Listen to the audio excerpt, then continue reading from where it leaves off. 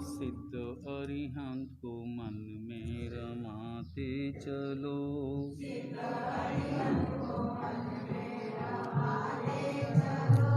वक्त आवेगा ऐसा कभी न कभी,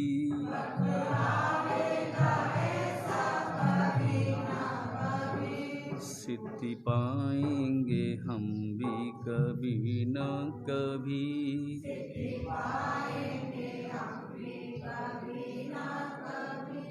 जिन्होंने अपने प्रबल पुरुषार्थ के द्वारा मोक्ष धाम को उपलब्ध कर लिया, उन सभी अनंत अनंत सिद्ध आत्माओं के परम पावन श्री चरणों में हमारी वंदना। परम उपकारी लाखों परिवारों को वीतराग परमात्मा का मार्ग प्रदान करने वाले दादा गुरुदेव श्री जिनदत्त सूरी आदि चारों ही दादा गुरुदेवों के श्री चरणों में हमारी वंदना। परम पूज्य गुरुदेव प्रज्ञा पुरुष आचार्य भगवंत श्रीमद जिन कांति सागर सूरीश्वर जी महाराज साहब के श्री चरणों में हमारी वंदना। सबसे पहले यहाँ जो तपश्चर्याएँ हुई है, उन सभी को हम बहुत बहुत सुखशाता पूछते हैं।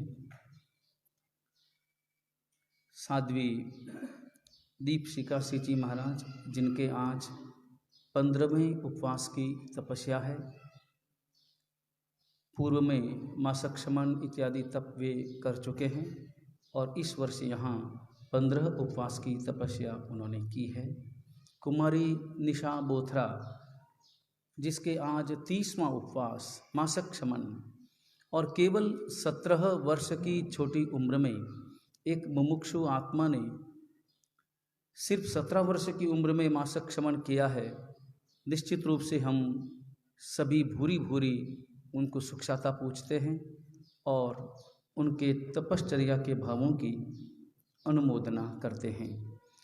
इसके साथ साथ साध्वी शील गुणा श्री जी, विनीत यशा श्री जी, अनंत दर्शना श्री जी, चारु लता श्री जी, नूतन प्रिया श्री जी, मयूर प्रिया श्री जी, जागृत दर्शना श्री जी, पर्व प्रभा श्री जी, रिजु प्रज्ञा श्री जी, नम्र प्रज्ञा श्री जी,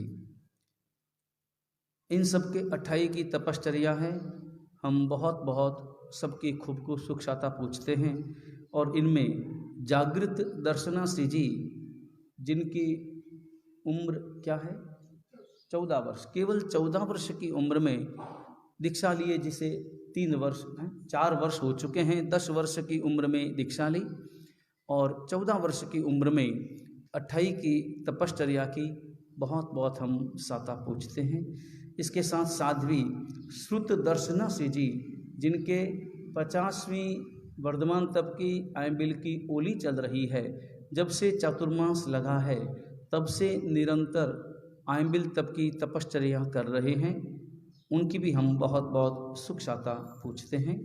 और इसके साथ साथ अपने यहाँ पर जिन्होंने 28 की है, मुमुक्षु सुश्री रवीना सेठिया चौटन, सुश्री मुमुक्षु माधुरी चोपड़ा सिवाना, मुमुक्षु कोमल धारीवाल चौटन, मुमुक्षु हरीसा ललवानी सिवाना, और इनके साथ श्री दिनेश कुमार जी टिमरेचा मोकलसर, स्वरूप बोहरा जिंजनियाली, पहली बार तपश्चर्या की है, उपवास भी पहली बार किए और 28 भी पहली बार, प्रवीण मालू बाड़मेर, श्रीमती मंजू देवी बागरेचा बालोत्रा, इन सब ने यहाँ रहकर 28 की तपश्चर्या की है।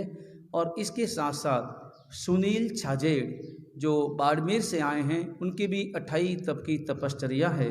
हम उन सभी की बहुत बहुत सुखशाता पूछते हैं। मुमुक्षु महावीर बोहरा धोरी मन्ना, उसने 20 दिनों से तपश्चर्या की, वर्धमान तप का पाया डाला, जिसमें 15 आयंबिल और 5 उपवास, 1 आयंबिल उपवास, 2 आयंबिल उपवास, 3 उपवास, 4 उपवास और 5 आयंबिल, और आज उनका 6ठा उपवास है। और छठ अठम सुश्री वर्षा सेठिया, इन्होंने मुमुक्षु वर्षा सेठिया निवासी चौहटन, जिन्होंने 28 तप की तपश्चर्या की, हम उनकी भी बहुत बहुत सुखशाता पूछते हैं। और इनसे ज़्यादा साध्वी प्रवर्तिनी श्री शशि प्रभासी जी महाराज, उनको हम बहुत बहुत भूरी भूरी सुखशाता पूछते हैं, क्योंकि इनकी तपश्चर्या तो शाश्वत है। वर्षों से, कितने वर्ष हो गए आपको एकासन करते हुए? 15 वर्ष हो गए। 15 वर्ष से नियमित एकासना। मगर एकासना भी कैसा? एकासना करते हैं तो पौरसी कब आएगी, कब पानी मिलेगा, लेकिन गर्मी हो, भीषण गर्मी हो, और तब भी हमेशा पूरी मड और कभी कभी अवड भी। 2:30-3 बजे से पहले तो कभी पचखान पारते नहीं। भले हम कितना ही कहें, उनकी साध्वियाँ कितने ही कह दें, हाँ भरेंगे ना कभी नहीं देंगे, आएंगे। मगर आएंगे कब? वही उनका समय 2:30-3 बजे का। हम बहुत बहुत सुखशाता पूछते हैं। 15 वर्षों से एकासना चल रहे हैं, बीच में उपवास तो चलते ही रहते हैं, और उपवास के पारने पर भी करना वापस एकासना ही है, और वो भी 2:30-3 बजे करना है। लेकिन सबसे बड़ी बात, कभी कभी लगता है इनके पास में इतनी शक्ति आती कहाँ से है? तपश्चर्या कर लेना फिर भी आसान है, मगर तपश्चर्या करते हुए भी वो प्रसन्नता रख पाना, चेहरे पर उतना ही जोश, उतनी ही क्षमताएं कहाँ से प्राप्त होती है? लगता तो ऐसा नहीं है कि एकासना करते हैं, लगता तो ऐसा है कि नौकारसी करते होंगे और नौकारसी में भी बादाम इत्यादि जबरदस्त लेते होंगे, तभी इतनी क्षमता प्राप्त हो पाती है। मगर हम तो इतना लेने पर भी क्षमता नहीं मिल पाती, और इन्हें इतनी क्षमता प्राप्त हो रही है। निश्चित रूप से कभी कभी लगता है कि इनकी मुस्कुराहट में तो जैसे 7 लोक का राज मिला, ऐसी प्रसन्नता तपश्चर्या में भी, और ऐसा ही उनका भावनात्मक जो वातावरण मिलता है, हम भूरी भूरी सुखशाता पूछते हैं। जहाज मंदिर का ये चातुर्मास अपने आप में ऐतिहासिक हुआ, जहाँ 8 मुनि, मैं, मेरे साथ आचार्य, मेरे बंधु जिन मनोज्ञ सूरी, हमारे मुनि मयंक प्रभ, मुनि मनित प्रभ, मुनि मेहुल प्रभ, मुनि नयज्ञ, मुनि मयूख प्रभ और मुनि महित प्रभ, 8 मुनि अलग अलग विशेषताएं लिए सारे मुनि। कोई स्वाध्याय में, कोई स्वाध्याय कराने में, कोई पठन पाठन में, कोई व्यवस्थाओं में, और कोई अपनी साधना में, कोई निरंतर अध्ययन में, कोई विनय में, कोई विवेक में। सबकी अपनी अपनी अद्भुत विशिष्टताएं हैं। हम इन सब मुनियों की खूब खूब सुखशाता पूछते हैं। और हमारे साध्वी जी भगवंत प्रवर्तिनी श्री शशि प्रभाश्री जी महाराज, आदि ठाणा 8, साध्वी श्री विमल प्रभाश्री जी, आदि ठाणा 14, साध्वी श्री कल्पलता श्री जी, आदि ठाणा 7। इन सभी साध्वी जी भगवंतों की हम, जिनमें खूब तपस्वी हैं, खूब आराधक हैं, खूब स्वाध्यायी हैं, सब कोई जाप करते हैं, कोई पठन पाठन करते हैं। और ये चातुर्मास तो पठन पाठन के क्षेत्र में भी सदा सदा याद किया जाएगा। हम उनके भावों की खूब खूब सुखशाता पूछते हैं, सभी को सुखशाता पूछते हैं, क्योंकि इन साधु साध्वियों से ही हमारे संग की शोभा है। ये साधु साध्वी भगवंत, समर्पित साधु साध्वी भगवंत, एक आदेश पर चलने वाले साधु साध्वी भगवंत, निश्चित रूप से वही हमारे गच्छ की और हमारे समुदाय की शान है। इन साधु साध्वियों से ही हमारा गच्छ ही नहीं, बल्कि हमारा जिन शासन, ये जिन शासन जो जयवंता है, वह जिन शासन साधु साध्वी जी भगवंतों के उत्तम चारित्र के प्रभाव का परिणाम है। हम उनकी खूब खूब भूरी भूरी सुखशाता पूछते हैं। और इसके साथ साथ हम अपने समस्त साधु साध्वी जी भगवंतों के साथ और चतुर्विद संघ के साथ और जितने भी अपने समुदाय के साधु साध्वी हैं, उन सभी के साथ, जिन शासन के साधु साध्वी चतुर्विद श्री संघ के साथ हम हृदय से खमत खामना भी करते हैं, मिच्छामी दुक्कड़म भी मांगते हैं। कभी कोई अनजाने में गलती हो जाए, गलती होना स्वभाव है, स्वाभाविक हो सकता है, मगर गलती का जो परिणाम है वह कभी हमारे जीवन में उपस्थित नहीं होना चाहिए, क्योंकि गलती इतनी समस्याएं पैदा नहीं करती जितनी समस्याएं गलती का परिणाम पैदा करती है। क्योंकि गलती, अगर मैंने मान ली कि सामने वाले की गलती हुई, वहाँ समस्या है, क्योंकि मुश्किल ये है कि मैं कभी भी मेरी गलती, अपनी गलती तो मैं मान नहीं पाता, कभी स्वीकार नहीं करता। दूसरों की गलती तुरंत मेरी पकड़ में आती है, और जब खमत खामने का हो तब अपनी गलती के लिए क्षमा मांगना बहुत आसान है, मगर दूसरों की गलती के लिए उन्हें क्षमा करना बड़ा मुश्किल काम है, क्योंकि वहाँ अहंकार आड़े आता है, वहाँ ईगो आड़े आता है। मैं माफ़ी मांग लेता हूँ क्योंकि मुझे पता है कि मैंने गलती की है, तो वहाँ माफ़ी मांगना आसान हो जाता है। लेकिन दूसरों की गलती, मैं अपनी गलती को बड़ी सहजता से स्वीकार करता हूँ, सहजता से मानता हूँ कि गलती हो गई, मजबूरी में हो गई, अनजाने में हो गई। खुद की गलती को अनजाने की भूमिका में रखता हूँ, दूसरों की गलती को ऐसा ही मानता हूँ कि उसने ये गलती जानबूझकर की है, इसलिए मैं क्षमा नहीं कर पाता। इस गलतियों को जो ही मैं अपने हृदय में स्थान देता हूँ तो सबसे पहला विरोध पैदा होता है। परिणाम समझना, और ये परिणाम आगे जाकर कितनी समस्याएं पैदा करता है, कितना टकराव पैदा करता है और क्या परिणाम लाता है। पहला उसका परिणाम है विरोध। जो ही मैंने मान ली कि उसकी गलती है, त्यों ही मेरे उसके साथ में विरोध पैदा हो जाता है, उसका विरोध करना शुरू हो जाता है, विरोध मन में। और विरोध अगर मिटा नहीं, विरोध मिट जाए समस्याएं समाप्त हो जाती। विरोध पहली गांठ है जिसे मिटाना आसान है, जिसे खोलना आसान है, मगर विरोध अगर बढ़ जाता है तो विरोध का परिणाम विग्रह पैदा हो जाता है। विरोध का परिणाम विग्रह, और ये विग्रह दूसरी गांठ है, मजबूत हुई, खोलना मुश्किल हुआ। 2 गांठ लगने के बाद में खोलना थोड़ी पकड़ मजबूत हो जाती। विग्रह शब्द का अर्थ होता है तनाव पैदा हुआ। अब विरोध तक सीमित था, विरोध मानसिक था, अंतर में था, केवल विरोध का अर्थ होता है बोलना बंद हुआ, संवाद बंद हुआ। लेकिन विग्रह में विसंवाद शुरू हुआ। वहां संवाद बंद हुआ, यहां विसंवाद शुरू हुआ, निंदाएं शुरू हुई, तनाव शुरू हुआ, टकराव शुरू हुआ। और यहां पर भी अगर संवत्सरी का प्रतिक्रमण कर ले और मिच्छामि दुक्कडम दे दे और मामला समाप्त हो जाए तब तो फिर भी ठीक, मगर नहीं किया तो तीसरा परिणाम और गांठें लगना प्रारंभ हो जाता है। तीसरी गांठ शुरू हो जाती है और तीसरी गांठ का नाम है विभाजन। विरोध का परिणाम विग्रह, विग्रह का परिणाम विभाजन शुरू हो जाता है।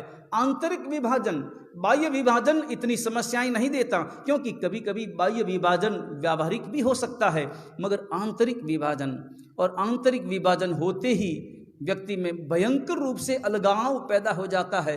तनाव तक सीमित था, टकराव तक सीमित था, और उसके बाद में तो विभाजन हुआ।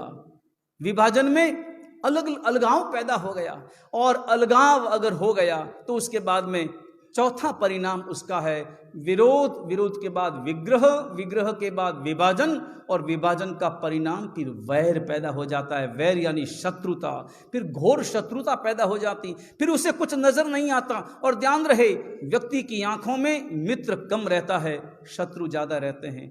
व्यक्ति के हृदय में मित्र कम बसते हैं, शत्रु ज्यादा बसते हैं, शत्रु ज्यादा याद आते हैं, और शत्रुता पैदा हो जाती है, भवो भव साथ में चलती है। हमने परमात्मा महावीर का जीवन चरित्र सुना, परमात्मा पार्श्वनाथ का जीवन चरित्र सुना। कमठ का वैर देखो, विरोध से बात प्रारंभ हुई, विरोध ने विग्रह, विग्रह ने विभाजन, विभाजन ने वैर का रूप धारण कर लिया, और कहाँ जाकर के अटका। इस वैर का परिणाम समझना है। और आज ये संवत्सरी महापर्व का मंगलमय दिन है, और 2 कार्य करने हैं, क्षमा मांगना भी है और क्षमा देना भी है।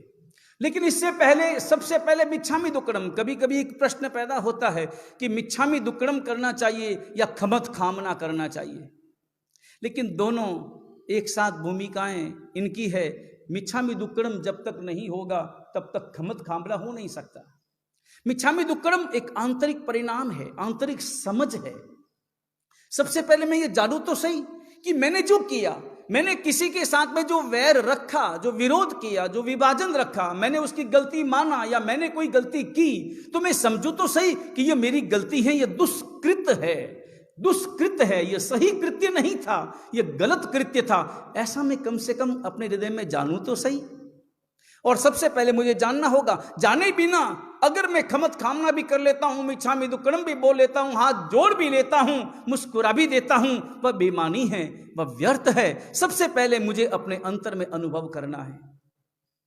और आज संवत्सरी महाप्रतिक्रमण करेंगे। प्रतिक्रमण करने से पहले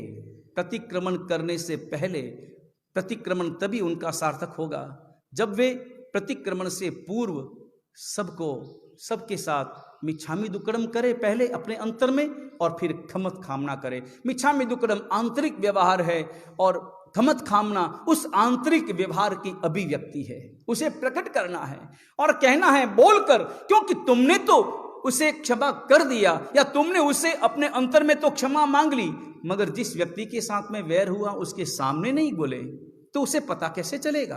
वो कोई केवल ज्ञानी तो नहीं है। इसलिए उसके पास में जाओ और जाकर के मिच्छामि दुक्कडम करो, खमत खामना करो, माफी मांगो और माफी देना है। ये आज का इस प्रकार का ये अपने आप में ये अनूठा अवसर अपने जीवन में उपस्थित हुआ है और इसका आज पूर्व बहाना है अपने अंतर में, और अपने अंतर में पूर्व बहाकर अपने अंतर के समस्त कषायों को विदा दे देना है। अपने मन को कर ले निर्मल, अपने मन को अवसर आया आत्मजूषण पर्वों का सरतात्मजूषण।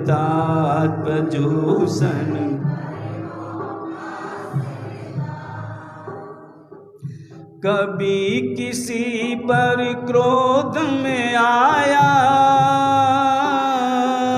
बुरा भला कुछ सुनाया। कभी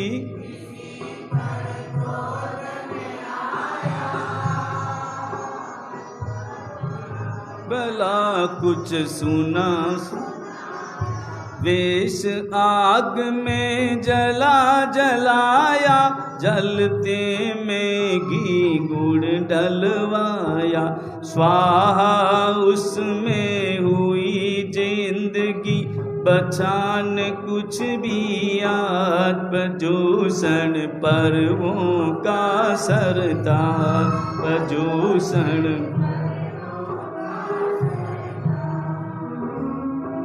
माफी मांगो हाथ जोड़कर, जो मांगे उनको भी माफ कर। माफी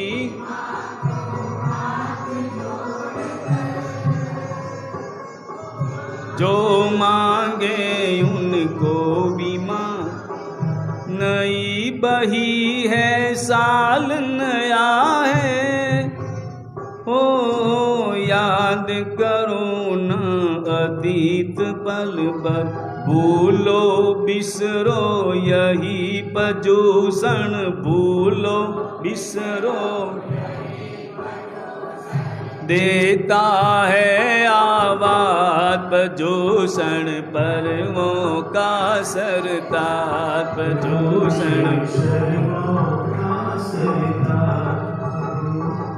अपने मन को कर ले निर्मल, अवसर आया आत्मजूषण पर।